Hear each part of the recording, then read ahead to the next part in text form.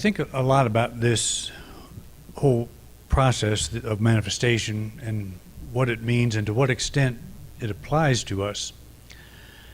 And if you just kind of observe your own life and people around you, experience they're having, we're all having a different experience for some reason.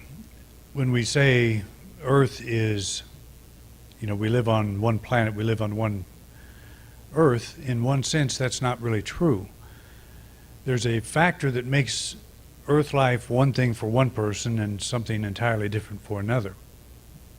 And what is that factor?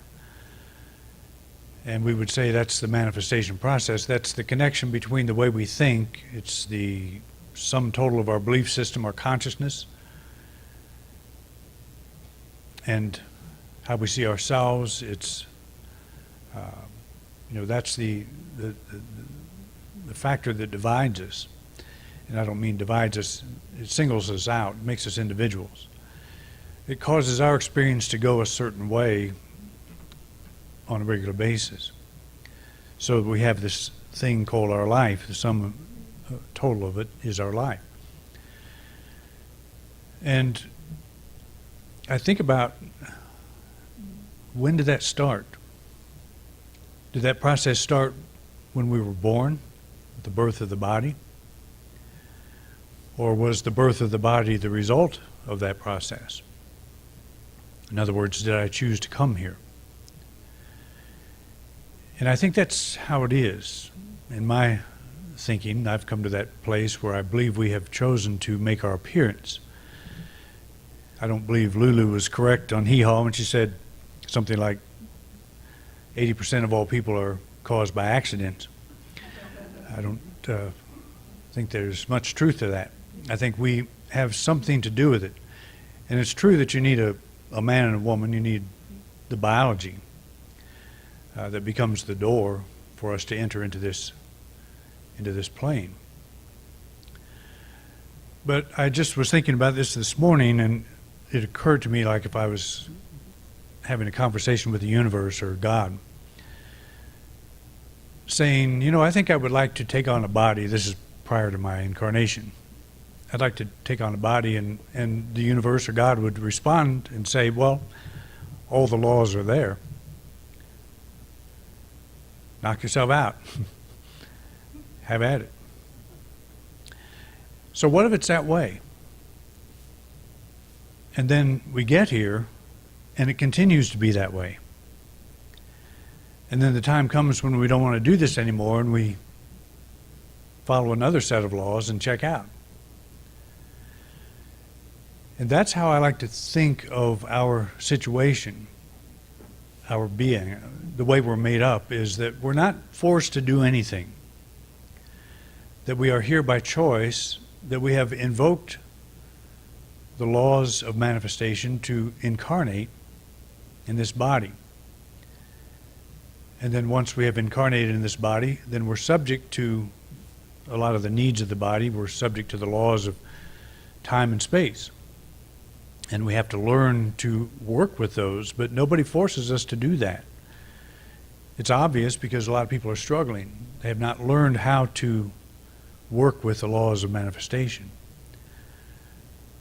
And we can come up with all kinds of reasons why that may be true, but if Earth life is one thing, then we would all be having the same experience. We're not having the same experience. So it means that we can learn to be here successfully. And I think one of the starting points of this is to think, well, it's my choice. I can do this. I can learn how to do this. I believe I chose to come here, so what do I want to do with this experience? And that's a big responsibility in one sense, but I think the soul is eternal. I think that if we totally mess this whole thing up, we'll still be okay. And we may leave here saying, I don't want to do that again for a while. Or we may rush right back into it because we have such a good vision of where we messed up, where we went wrong, the attitudes that we picked up that were not correct. We, from a higher perspective. It's like, being lost in the forest and climbing a tree and seeing, oh, there's my car is over there. You can see from a higher perspective. So you get this new inspiration. Now you're not quite so cold and hungry. And the sun's not going down quite as fast. You'll get back in time. It's like if you know how to do it, then you're not so frantic about doing it and not so resistive about doing it. It's an attitude, I think, that is healthy for us, and it's very easy to forget because of the soul is not subject to time and space, to the laws of time and space, but the body is. And the soul, our imagination can shoot off any place. We can come up with all these big ideas, but then we got to figure out a way to drag the body along. And that's the laws of commerce and all the different things that we are engaged in to support and sustain the body, to prosper the body. But if the law of choice, or if the factor of choice, I should say, plays a role, as it obviously does in our individual lives, then it probably played a big role in our being here in the first place. And it's not that that's like a huge bit of information. It's like it takes off some of the responsibility, because I think a lot of people do think that they began in the back seat of a '62 Chevy someplace on a blind date, or I don't know. But and so what's that make you? It makes you a victim. And so you spend your whole life being a victim. I'm here. Wasn't my choice. It's my parents' choice. So if you get rid of that and say, well, what if it was my choice? That's just the way I came through. I made this decision, kind of like Dorothy in closing her eyes, clicking her heels together. There's no place like home. Suddenly she was there. Woke up in bed. It's like we decide to incarnate into a body on this planet, and the laws kick in, and suddenly we're here. I don't know exactly how that works, but I love the idea that it's choice rather than I'm here by accident. I'm here because the universe made me be here, and the one I really don't like is I'm here because there are lessons my soul needs to learn. That whole idea of reincarnation, which I believe in, reincarnation, but not for the same reason that I used to believe in it, and that is that my soul apparently didn't learn all the lessons it needed to learn last time, so I'm here now. And we look at the body, and from this perspective, we look at the body as the outpicturing of the soul. And Charles Fillmore went so far as to say, if you're aging and you're subject to illness, your soul needs to evolve. Your soul needs to come up to a higher level. And so I labored under that belief for many years.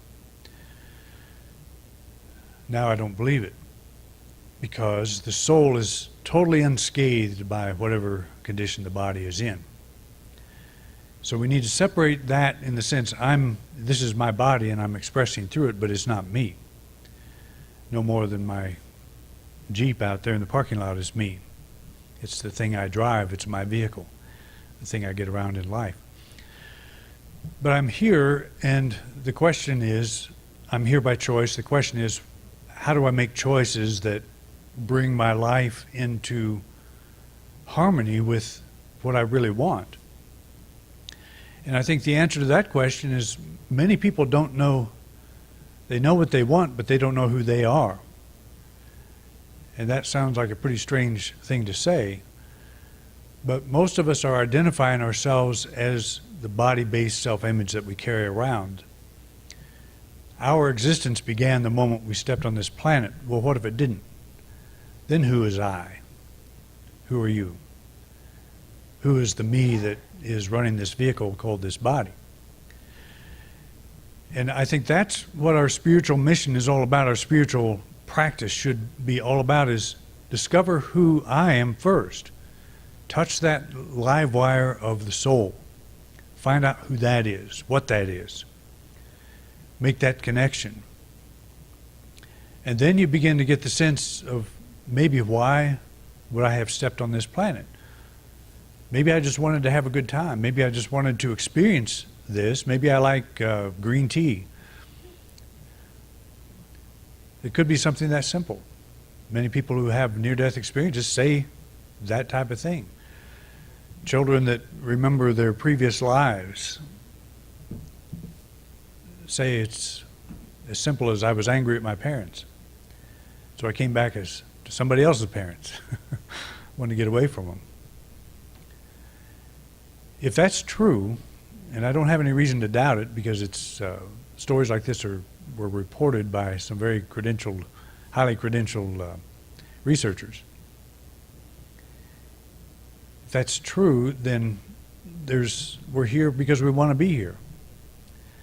We're not here because we have to be. That's the whole thing with the reincarnation, is you haven't learned the lessons, you got to go back to school. And I never really liked school. I like learning because it's fun, because I want to. I've learned a lot more out of school, and that is ministerial school and regular school, on my own, because there are so many interesting ways to do that. And that was always the problem with the educational system. It just wasn't that interesting. And it was to some, but see what I mean? I love learning about things I don't know that are fascinating. Geology is a very interesting thing to me. Archaeology, all of the ancient state of the world and the movement of civilizations and things like this. It's all very fascinating why we're here in a collective sense, how we got here. So I would rather learn because I want to. And that's interesting because when you want to learn, one path opens up, another path opens up, another path opens up. Things keep opening up because you want them to. Not because you're being forced. I've got to learn this thing, so what information do you want me to memorize? It's not like that at all. When you're learning because you want to, you follow willingly wherever the road takes you. And it'll take you in a lot of places. Today, I mean, it's just so incredible with the internet and all the resources we have. So to me, that's a very important beginning point. I'm here because I made the choice to be here. Now let's learn how to make the best of it. And that's kind of what we're doing with this series. So let's do a quick recap here. Step one was to form a clear picture of my desire with the understanding that by so doing, I impress this desire upon the creative life force.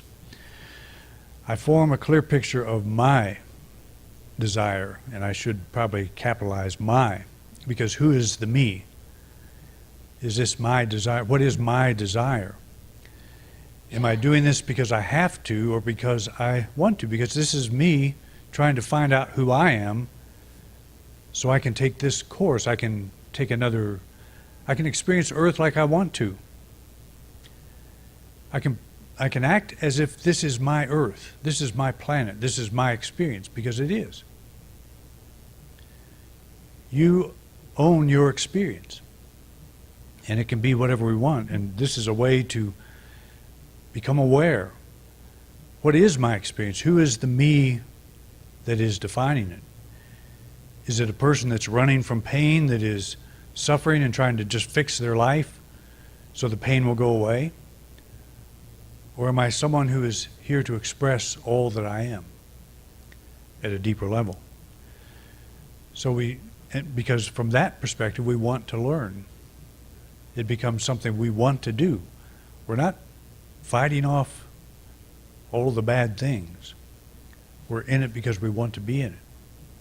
So we're taking creative action rather than reactive action, a reaction. Step two, I understand that I am working with spiritual law with calm expectation of a corresponding result. I know that all necessary conditions are coming about in proper order. And we just remind ourselves our life is as it is because this process works. It has never stopped working. We're becoming conscious of how it works. That's the point. We're not invoking any new laws. We're not causing the manifestation process to start. We're learning to cooperate with it. We are taking conscious thought about a direction we want to go, and we're laying brick by brick the road that goes to that direction. Step 3, you enter your daily routine with calm assurance that conditions are either present already or will soon present themselves. If you do not see evidence at once, know that the spiritual prototype, that is your desire, is already in existence. So this is one of the pluses, I think, with Troard's approach, is you enter your normal daily routine with a calm assurance that all the laws, you're not invoking any laws. They are already invoked. They're already active, already present. So the conditions that are matching your vision are beginning to fall in place.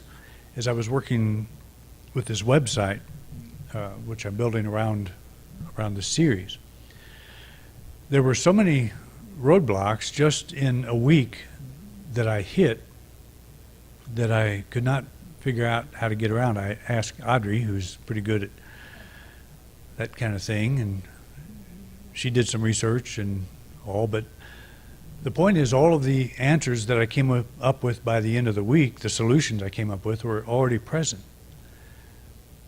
They're already there. So one resource I use when I don't know something is go on YouTube and type in some search criteria that will help you find that. Well, none of that happened, but I knew there was an answer in every case. I knew there's a solution. I just didn't know what it was. So if you say, well, there's no answer, you throw up your hands, I can't do this. Well, there is an answer. So that's what Troard is saying. Take that attitude. Yes, you get frustrated. Yes, you hit your head against brick walls.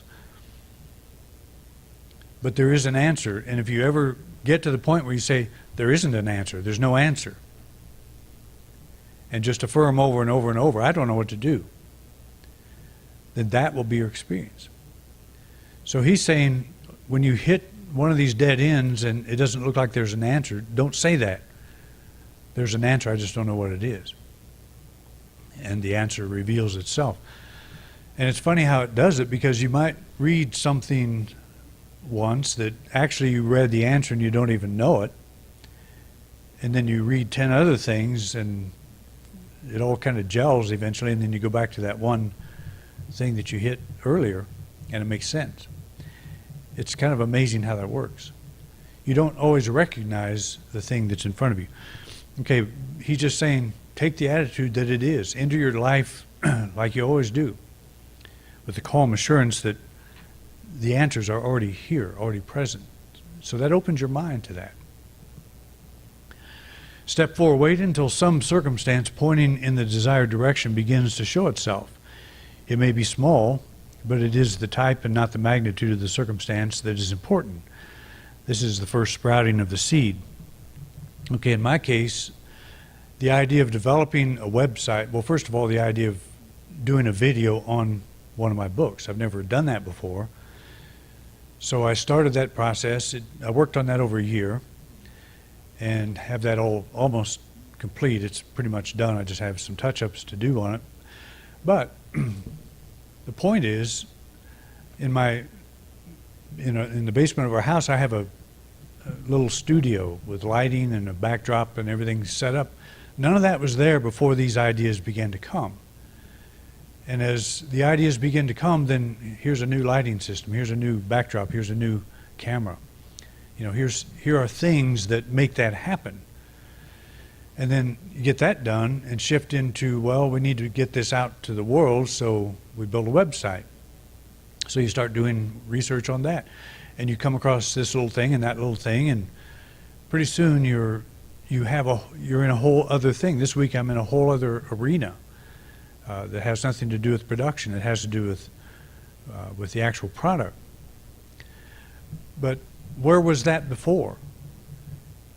And why didn't it just fall in my lap? It's because you don't have the idea, you don't have the desire. It's not stated, you're not moving. But as you begin to do this, all of these things present themselves. in ways, and I don't mean like you're in bed and your computer comes in turns on in front of your face and here's an idea. It doesn't work that way. You have to get on the computer, you have to talk to people, you have to do something to move in that direction. But that requires faith. It requires an openness of mind to the direction you want to go. So some little thing pops up, somebody suggests something. Why don't you start a website and put your stuff on it? Oh, I don't know how to do that. Okay, learn. It's like, okay, that's a manifestation of something. It's an idea. And what doesn't begin as an idea? The chair that you're sitting in right now is somebody's idea before it was manifest. And somebody else went through all the manufacturing things that I'm talking about now, all those little nuts and bolts that go into the actual production of the thing. But it all starts with an idea. And little things come that support that. So it may be small, but it is the type and not the magnitude of the circumstance that is important. This is the first sprouting of the seed. So today we are looking at do calmly, without excitement, whatever the circumstance seems to require. This will lead to the further unfolding of other circumstances in the same direction. By addressing each one as it appears, you're moving step by step toward the accomplishment of your desire. There's no magic in this. There's no, the magic is, it's the, just like there's no magic in riding a bicycle, but you can't ride the bicycle sitting still. Have you ever tried that? Some people actually can do that, but it doesn't get you anywhere. I'll tell you, sitting still on a bicycle gets you nowhere. Moving on a bicycle, all of the laws of balance, everything kicks in as you do that. So you start moving with an idea, and a whole other set of laws start kicking in. Things present themselves, you act on those, you just build as you go. And yes, there will be brick walls. Yes, there will be frustrating moments. And that's what turns many people back. It's the story I think Napoleon Hill shares in his book, Think and Grow Rich, about the guy that was out here in Colorado digging for gold and was on a vein and suddenly it quit. And he couldn't figure out what to do about it. He just thought the vein ran out. So he sold all of his equipment as junk. And the junk dealer hired somebody that knew about fault lines and discovered that the vein picked itself up 3 feet over. If he just had dug 3 feet to the left or right, he would have reconnected with the vein, and the junk dealer became rich as a result of that. But he quit because it looked like there was nothing else to go. And that's what we'll say a lot of times. It must not be God's will. It's not in the cards for me or something. And maybe sometimes that's true, because say if you aspire to be a singer and you don't know how to sing and you don't know how to carry a tune, you have a challenge with pitch and timing. You might want to just sing in the shower. You might want to take that into consideration. There are things that you do naturally that you're good at. All of us have things that we can do. And just being here is one of them. But you don't have to have, you don't have to be an artist. You say, get up one morning and say, I'm going to be an artist, I'm going to paint. I don't think I could do that. But it's, if you want to do it as a hobby, that's another thing, because that may be a whole other thing that totally opens you up to some level of yourself you didn't know was there. Will you make a living at it? We don't know. But you don't have to make a living at it. Do it whether you make money at it or not, if you like doing it. And that's I think that's one of the keys. But we address each thing as it appears, no matter how small it is, and we take steps in that direction. Life is all about transformation. A seed is dropped in the ground in one form and it emerges as another. That's why Jesus used that example. Unless a grain of wheat falls into the earth and dies, it remains alone. But if it dies, it bears much fruit. And we've been over that one quite a few times. The manifestation process is about dying to one state of being so that another may come forth. As you move from where you are to where you want to be, you must release the old and take on the new. And just in the simplest thing I just described is, in the early part of this week, I was not a person who had a website of the nature I'm building online or available. It's not online yet, but I'm in the process of building it. So it wasn't there before, now it is. Now the seed is growing, the seed is sprouted. Actually purchase the domain and all the stuff that you have to do to get it going. And it's all very confusing, but you work through that. And then something new takes over. I died to the self that said, I don't think I can do that. I had to die to that. I had to say, well, okay, I don't know how to do it, but I can learn. I can move ahead. I can move forward. So there's a transformation process. That's what I had on the beginning slide of this. You climb a ladder, you have to let go of the rung that you're hanging on to. That's success, is letting go of failure. It's letting go of clinging to the place you're at. I don't know how to do that. So it's good if you don't know how to do it. You want to learn. You want to get excited, learn something new. Expose yourself to something new. And you want to get frustrated. It's all tied in together. Watching the new emerge is an exciting process. When you see evidence of your desire beginning to manifest, it is easy to become overzealous in your attempt to hurry things along. And that's the other side of this. You make some breakthroughs, you get all excited, and you can actually deplete your energy in this way.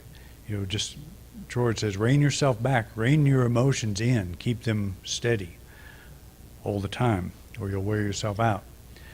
Things begin to happen and you want them to continue, so you may start trying to push the river, as someone put it. The writer of Psalms also warned against overzealousness when he wrote, "Zeal for thy house has consumed me." Zeal for God's house has consumed. Have you ever met someone who's a little overzealous about God's house? They knock on your door sometimes. And you want them to go away, and they're so zealous that they don't always go away as quickly as you'd like. But they're doing their thing, and that's fine. And they have to also understand that you may be a brick wall. You're a soul that's not going to be saved by them. And I think my soul's all right anyway. Every step offers something of value, even in those times when nothing seems to be happening. And that's the hard one. That when nothing seems to be happening, you're sitting there twiddling your thumbs thinking, what should I be doing? Well, when you plant a seed and it doesn't pop up immediately, what do? You just keep knowing. You just keep staying there.